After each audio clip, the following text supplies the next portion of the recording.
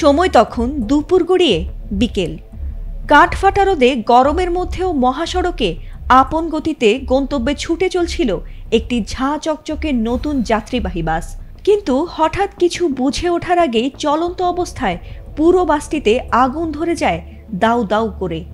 আর মুহূর্তের মধ্যেই সে আনন্দযাত্রা পরিণত হয় এক ভয়াবহ মৃত্যুর মিছিলে। সে আগুনে পুড়ে ছাই হয়েছেন অন্তত ২০ জন যাত্রী। আর এই হৃদয় বিদারক ঘটনায় তোলপাড় সামাজিক মাধ্যম। ভয়াবহ এই দুর্ঘটনাটি ঘটেছে ভারতের রাজস্থান রাজ্যের জয়সলমীর এলাকায়। স্থানীয় পুলিশ জানিয়েছে, মঙ্গলবার বিকেল ৩টার দিকে ৫৭ জন যাত্রী নিয়ে বাসটি জয়সলমীর থেকে যোধপুরের উদ্দেশ্যে রওনা হয়েছিল। তবে কিছুক্ষণ পরেই হাইওয়ের মাঝপথে হঠাৎ বাসের পেছন দিক থেকে ধোঁয়া উঠতে শুরু করে। চালক দ্রুত রাস্তার পাশে বাস থামান, কিন্তু ততক্ষণে আগুন ছড়িয়ে পড়ে সামনের অংশ পর্যন্ত। আতঙ্কে যাত্রীরা চিৎকার করতে করতে নামার চেষ্টা করেন, কিন্তু অনেকেই আর নামতে পারেননি।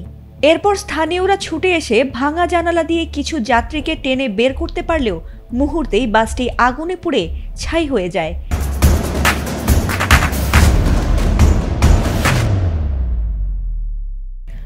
আর তাতে আটকা পড়ে চোখের পলকেই যেন জীবন্ত দগ্ধ হয়ে গেছে একের পর এক প্রাণ।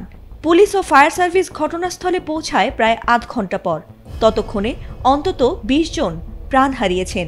পরে ১৫ জনকে গুরুতর আহত অবস্থায় উদ্ধার করা হয়, যাদের মধ্যে নারী ও শিশুও রয়েছেন। আর এদের মধ্যে কয়েকজনের শরীর অন্তত ৭০% পর্যন্ত দগ্ধ হয়েছে। এরপর তাদের দ্রুত চিকিৎসার জন্য ৮টি অ্যাম্বুলেন্সে করে যোধপুরে পাঠানো হয়। চিকিৎসকরা ধারণা করছেন, এ ভয়াবহ অগ্নিকাণ্ডে মৃতের সংখ্যা আরও বাড়তে পারে। প্রাথমিক তদন্তে ধারণা করা হচ্ছে বাসটির বৈদ্যুতিক শর্ট সার্কিট থেকেই আগুনের সূত্রপাত। তবে অবাক করা বিষয় হলো, এই বাসটি মাত্র ৫ দিন আগেই কেনা হয়েছিল। এদিকে রাজস্থানের মুখ্যমন্ত্রী ভজনলাল শর্মা গভীর রাতে দুর্ঘটনাস্থল পরিদর্শন করেন। আর প্রধানমন্ত্রী নরেন্দ্র মোদী এক্স হ্যান্ডেলে শোক জানিয়ে মৃতদের পরিবারকে ২ লাখ রুপি ও আহতদের ৫০,০০০ রুপি করে আর্থিক সহায়তার ঘোষণা দিয়েছেন। তবে রাজস্থানের এই ভয়াবহ দুর্ঘটনা আবারও প্রশ্ন তুলেছে, ভারতের সড়ক নিরাপত্তা আর যানবাহনের মান কতটা নিরাপদ, আর তার উত্তর খুঁজছে পুরো দেশ।